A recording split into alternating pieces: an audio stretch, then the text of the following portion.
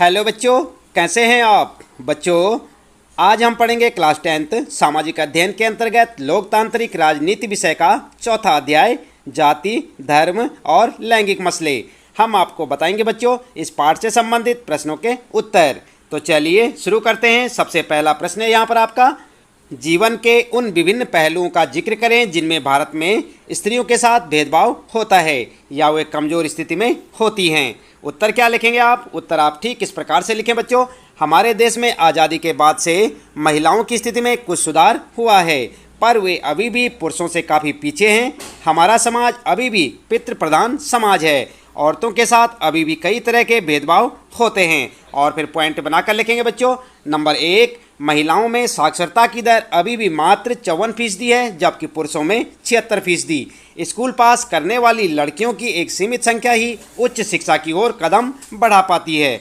अभी भी माँ बाप अपने संसाधनों को लड़के लड़की दोनों पर बराबर खर्च करने की जगह लड़कों पर ज़्यादा खर्च करना पसंद करते हैं। ठीक है। इसके बाद दूसरा पॉइंट लिखेंगे बच्चों, साक्षरता दर कम होने के कारण ऊंची तनख्वाह वाले और ऊंचे पदों पर पहुंचने वाली महिलाओं की संख्या बहुत ही कम है। भारत में स्त्रियां पुरुषों से अधिक काम करती हैं, किंतु अक्सर उनके काम को मूल्यवान नहीं माना जाता। इसके बाद तीसरा पॉइंट आता है बच्चों, काम के हर क्षेत्र में यानी खेल कूद की दुनिया से लेकर सिनेमा के संसार तक और कल कारखानों से लेकर खेत खलिहानों तक महिलाओं को पुरुषों की तुलना में कम मजदूरी मिलती है, भले ही दोनों ने समान काम किया हो। ठीक है। अगला पॉइंट लिखेंगे बच्चों। चौथा पॉइंट है, भारत के अनेक हिस्सों में अभी भी लड़की को जन्म लेते ही मार दिया जाता है। अधिकांश परिवार लड़के की चाह रखते हैं, इस कारण लिंग अनुपात गिरकर प्रति 1000 लड़कों पर 927 लड़कियां रह गया है।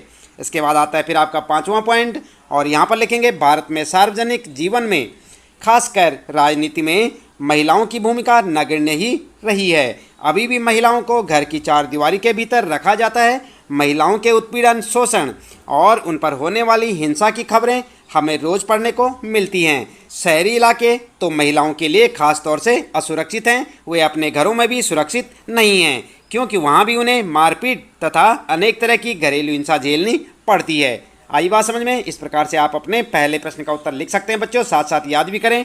इसके बाद फिर आता है आपका दूसरा प्रश्न, और यहाँ पर पूछा है, विभिन्न तरह की सांप्रदायिक राजनीति का ब्यौरा दें और सबके साथ एक एक उदाहरण भी दें। तो आप किस प्रकार से आप उदाहरण लिखेंगे, साथ साथ आप उसके बारे में वर्णन करेंगे बच्चों। उत्तर में लिखेंगे, सांप्रदायिकता राजनीति में अनेक रूप धारण कर सकती है। और फिर पॉइंट बना के लिखेंगे। नंबर 1, सांप्रदायिकता की सबसे आम अभिव्यक्ति रोजमर्रा के जीवन में ही दिखती है। इनमें धार्मिक पूर्वाग्रह, धार्मिक समुदायों के बारे में बनी बनाई धारणाएं और एक धर्म को दूसरे धर्म से श्रेष्ठ मानने की मान्यताएं शामिल हैं। अगला पॉइंट है नंबर 2, सांप्रदायिक भावना वाले धार्मिक समुदाय राजनीतिक प्रभुत्व स्थापित करना चाहते हैं। इसके लिए धर्म के आधार पर राजनीति दलों का गठन किया जाता है और फिर धीरे धीरे धर्म पर आधारित अलग राज्य की मांग करके देश की एकता को नुकसान पहुंचाया जाता है। जैसे भारत में अकाली दल, हिंदू महासभा आदि दल धर्म के आधार पर बनाए गए। धर्म के आधार पर सिखों की खालिस्तान की मांग इसका उदाहरण हो सकता है। इसके बाद अगला पॉइंट है बच्चों तीसरा, सांप्रदायिक आधार पर राजनीतिक दलों द्वारा धर्म और राजनीति का मिश्रण किया जाता है। राजनीतिक दलों द्वारा अधिक वोट प्राप्त करने के लिए लोगों की धार्मिक भावनाओं को भड़काया जाता है। जैसे भारत में भारतीय जनता पार्टी धर्म के नाम पर वोट हासिल करने की कोशिश करती है। बाबरी मस्जिद का मुद्दा इसका उदाहरण है। आई बात समझ में? इसके बाद चौथा पॉइंट लिखेंगे बच्चों, कई बार सांप्रदायिकता सबसे गंदा रूप लेकर संप्रदाय के आधार पर हिंसा, दंगा और नरसंहार कराती है। विभाजन के समय भारत और पाकिस्तान में भयानक सांप्रदायिक दंगे हुए थे। आज़ादी के बाद भी बड़े पैमाने पर सांप्रदायिक हिंसा हुई है। 1984 में हिंदू सिख दंगे इसका प्रमुख उदाहरण है। तो इस प्रकार से आप अपने इस दूसरे प्रश्न का उत्तर लिख सकते हैं बच्चों। फिर आता है आपका तीसरा प्रश्न, और यहाँ पर पूछा है, बताइए कि भारत में किस तरह अभी भी जातिगत असमानताएं जारी हैं। उत्तर में आप किस प्रकार से लिख सकते हैं बच्चों? उत्तर लिखेंगे, आधुनिक भारत में जाति की संरचना और जाति व्यवस्था में भारी बदलाव आया है, किंतु फिर भी समकालीन भारत से जाति प्रथा विदा नहीं हुई है। जातिगत असमानता के कुछ पुराने पहलू अभी भी बरकरार हैं, और कौन कौन से हैं चलिए देख लेते हैं पॉइंट में। नंबर 1, अभी भी ज़्यादातर लोग अपनी जाति या कबीले में ही शादी करते हैं। दूसरा पॉइंट लिखेंगे बच्चों, संवैधानिक प्रावधान के बावजूद छुआछूत की प्रथा अभी भी पूरी तरह समाप्त नहीं हुई है। और फिर तीसरा पॉइंट लिखेंगे, जाति व्यवस्था के अंतर्गत कुछ जातियां लाभ की स्थिति में रही तथा कुछ को दबाकर रखा गया। इसका प्रभाव आज भी नजर आता है। यानी ऊंची जाति के लोगों की आर्थिक स्थिति सबसे अच्छी है, दलित और आदिवासियों की आर्थिक स्थिति सबसे खराब है। आई बात समझ में। इसके बाद चौथा पॉइंट लिखेंगे, हर जाति में गरीब लोग हैं, पर गरीबी रेखा के नीचे जीवन बसर करने वालों में अधिक संख्या निचली जातियों के लोगों की है। ऊंची जातियों में गरीबों का प्रतिशत सबसे कम है। फिर लिखेंगे पांचवा पॉइंट बच्चों, आज सभी जातियों में अमीर लोग हैं, पर यहाँ भी ऊंची जाति वालों का अनुपात सबसे ज़्यादा है और निचली जातियों का बहुत कम। अगला पॉइंट है नंबर 6, जो जातियाँ पहले से ही शिक्षा के क्षेत्र में आगे थी, आधुनिक शिक्षा व्यवस्था में भी उन्हीं का बोलबाला है। जिन जातियों को पहले शिक्षा से वंचित रखा जाता था, उनके सदस्य अभी भी पिछड़े हुए हैं।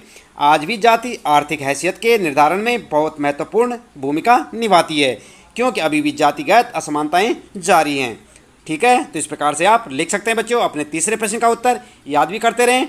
और फिर आता आपका चौथा प्रश्न। यहाँ पर कहा है, 2 कारण बताएं कि क्यों सिर्फ जाति के आधार पर भारत में चुनावी नतीजे तय नहीं हो सकते। और कारण आप किस प्रकार से लिखेंगे, सबसे पहले उत्तर में लिखेंगे आप, भारत में जाति व्यवस्था भी धर्म के तरह चुनावों को प्रभावित करती है, किंतु केवल जाति के आधार पर ही चुनावी नतीजे तय नहीं हो सकते। और फिर पॉइंट बना के लिखेंगे बच्चों।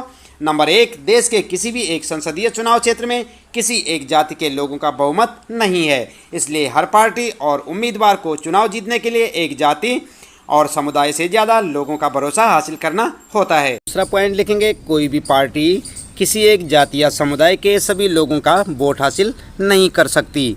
जब लोग किसी जाति विशेष को किसी एक पार्टी का वोट बैंक कहते हैं, तो इसका मतलब यह होता है कि उस जाति के ज़्यादातर लोग उसी पार्टी को वोट देते हैं।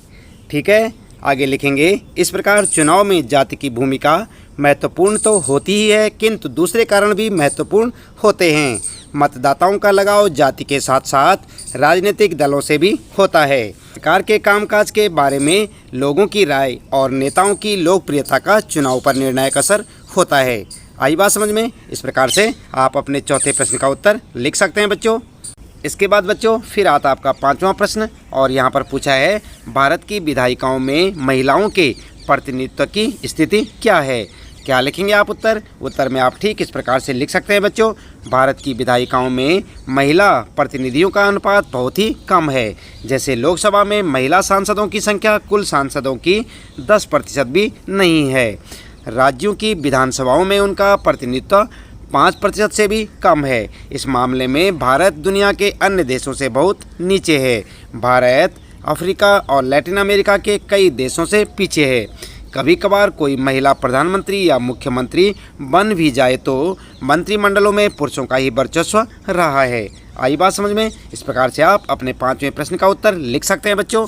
इसके बाद फिर आता आपका छठा प्रश्न, और यहाँ पर पूछा है, किन्हीं 2 प्रावधानों का जिक्र करें जो भारत को धर्मनिरपेक्ष देश बनाते हैं। तो उत्तर में आप लिख सकते हैं बच्चों, संविधान निर्माताओं ने सांप्रदायिकता से निपटने के लिए भारत के लिए धर्मनिरपेक्ष शासन का मॉडल चुना, और इसके लिए संविधान में महत्वपूर्ण प्रावधान किए गए। और क्या क्या प्रावधान किए गए यहाँ पर आप पॉइंटों में लिख सकते हैं। नंबर 1, भारतीय राज्य ने किसी भी धर्म को राजकीय धर्म के रूप में अंगीकार नहीं किया है। श्रीलंका में बौद्ध धर्म, पाकिस्तान में इस्लाम और इंग्लैंड में ईसाई धर्म का जो दर्जा रहा है, इसके विपरीत भारत का संविधान किसी धर्म को विशेष दर्जा नहीं देता। ठीक है। दूसरा पॉइंट लिखेंगे बच्चों, संविधान सभी नागरिकों को किसी भी धर्म का पालन करने और प्रचार प्रसार करने की आज़ादी देता है। ठीक है। इसके बाद तीसरा पॉइंट लिख सकते हैं आप बच्चों, संविधान धर्म के आधार पर किए जाने वाले किसी तरह के भेदभाव को अवैधानिक घोषित करता है। तो इस प्रकार से आप अपने छठे प्रश्न का उत्तर लिख सकते हैं, साथ साथ याद भी करें। इसके बाद फिर आता आपका सातवां प्रश्न, और यहाँ पर कहा है, जब हम लैंगिक विभाजन की बात करते हैं तो हमारा अभिप्राय होता है। और यहाँ पर आपके लिए ऑप्शन दिए हुए हैं, इनमें से आपको छांटना है। स्त्री और पुरुष के बीच जैविक अंतर, ख है समाज द्वारा स्त्री और पुरुष को दी गई असमान भूमिकाएं, ग है बालक और बालिकाओं की संख्या का अनुपात, और घ है लोकतांत्रिक व्यवस्थाओं में महिलाओं को मतदान का अधिकार न मिलना। तो इनमें से आपको सही ऑप्शन चुनना है बच्चों। आप लिख सकते हैं ख वाला बिल्कुल करेक्ट ऑप्शन है, समाज द्वारा स्त्री और पुरुषों को दी गई असमान भूमिकाएं। आई बात समझ में। इस प्रकार से आप अपने प्रश्न का उत्तर लिख सकते हैं बच्चों। इसके बाद आठवां है बच्चों, भारत में यहाँ औरतों के लिए आरक्षण की व्यवस्था है, और यहाँ पर आपके लिए 4 ऑप्शन दिए गए हैं, इनमें से आपको एक सही ऑप्शन चुनना है। क है लोकसभा, विधानसभा, मंत्रिमंडल और उसके बाद घ वाला है पंचायती राज की संस्थाएं। तो उत्तर क्या लिखेंगे? उत्तर के लिए आप लिख सकते हैं बच्चों, घ वाला ऑप्शन आपका बिल्कुल करेक्ट है और लिखेंगे पंचायती राज की संस्थाएं। आई बात समझ में? इसके बाद फिर आता आपका 9वां प्रश्न बच्चों, और यहाँ पर पूछा है सांप्रदायिक राजनीति के अर्थ संबंधी निम्नलिखित कथनों पर गौर करें। सांप्रदायिक राजनीति इस धारणा पर आधारित है कि, और उसके बाद यहाँ पर भी 4 ऑप्शन है आपके लिए। है एक धर्म दूसरे से श्रेष्ठ है, विभिन्न धर्मों के लोग समान नागरिक के रूप में खुशी खुशी साथ रह सकते हैं। स वाला है एक धर्म के अनुयायी एक समुदाय बनाते हैं। और द है फिर एक धार्मिक समुदाय, और द है फिर एक धार्मिक समूह का प्रभुत्व बाकी सब धर्मों पर कायम करने में शासन की शक्ति का प्रयोग नहीं किया जा सकता। और फिर यहाँ पर पूछा है बच्चों, इनमें से कौन या कौन कौन सा कथन सही है? तो यहाँ पर आप क्या लिखेंगे? आप देख सकते हैं यहाँ पर क है ए ब स और द, ख है ए ब और द, ग है ए और स और घ है ब और द। तो यहाँ पर आपको चुनना है कि कौन सा सही है। यहाँ पर आप उत्तर में लिख सकते हैं बच्चों, ए और स बिल्कुल सही है। ठीक है, इसके बाद फिर आता है बच्चों आपका 10वां प्रश्न, और यहाँ पर पूछा है भारतीय संविधान के बारे में कौन सा कथन गलत है। और यहाँ पर देख सकते हैं आप, क है या धर्म के आधार पर भेदभाव की मनाही करता है। ख है यह एक धर्म को राजकीय धर्म बताता है। ग है सभी लोगों को कोई भी धर्म मानने की आज़ादी देता है। और घ है किसी धार्मिक समुदाय में सभी नागरिकों को बराबरी का अधिकार देता है। तो यहाँ पर आपको चुनना है बच्चों। उत्तर में आप लिख सकते हैं ख वाला ऑप्शन बिल्कुल करेक्ट है, यह एक धर्म को राजकीय धर्म बताता है। आई बात समझ में? इसके बाद फिर आता है 11वां प्रश्न बच्चों, और इसमें यहाँ पर रिक्त स्थान दे रखा है। यहाँ पर आपको लिखना है पर आधारित सामाजिक विभाजन सिर्फ भारत में ही है। तो उत्तर में आप किस प्रकार से लिख सकते हैं? यहाँ पर आप रिक्त स्थान में जाति लिख सकते हैं। क्या लिखेंगे? जाति। उत्तर में लिखेंगे आप जाति पर आधारित सामाजिक विभाजन सिर्फ भारत में ही है, यानी कि आप जहाँ पर रिक्त स्थान दे रखा है बच्चों, यहाँ पर आप क्या लिख सकते हैं? जाति। ठीक है, इसके बाद फिर आता है आपका 12वां प्रश्न, और यहाँ पर है सूची फर्स्ट और सेकंड में मेल कराएं और नीचे दिए गए कोड के आधार पर सही जवाब खोजें। और आप देख सकते हैं यहाँ पर ये सूची बनी हुई है बच्चों, आपकी पाठ्य पुस्तक में आपको देखने को मिलेगी। इस प्रकार की एक टेबल है और यहाँ पर सूची फर्स्ट है और यहाँ पर सूची सेकेंड। पहले में लिखा है अधिकारों और अवसरों के मामले में स्त्री और पुरुष की बराबरी मानने वाला व्यक्ति, और दूसरा है धर्म को समुदाय के मुख्य आधार मानने वाला व्यक्ति, तीसरा है जाति को समुदाय का मुख्य आधार मानने वाला व्यक्ति, चौथा है व्यक्तियों के बीच धार्मिक आस्था के आधार पर भेदभाव न करने वाला व्यक्ति। और यहाँ पर जो है सूची सेकंड में सांप्रदायिकता, नारीवाद, धर्मनिरपेक्ष और जातिवाद। अच्छी प्रकार से आप टेबल को एक बार जांच कर लें बच्चों।